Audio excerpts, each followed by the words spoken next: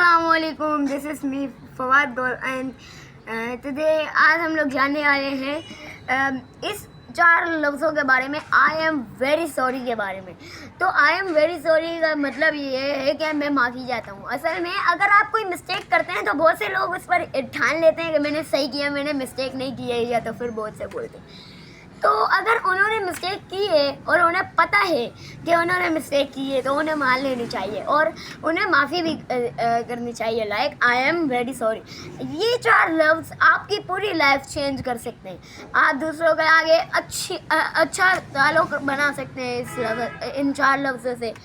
आप दूसरों के नज़र में बहुत ज़्यादा अच्छे बन सकते हैं और आपके अंदर जो वो है कॉन्फिडेंस, उस पर भी लोग बोलेंगे कि वाओ व्हाट ए ग्रेट, मतलब बहुत अच्छा इंसान है और इसमें बहुत ज़्यादा तमीज़ भी है।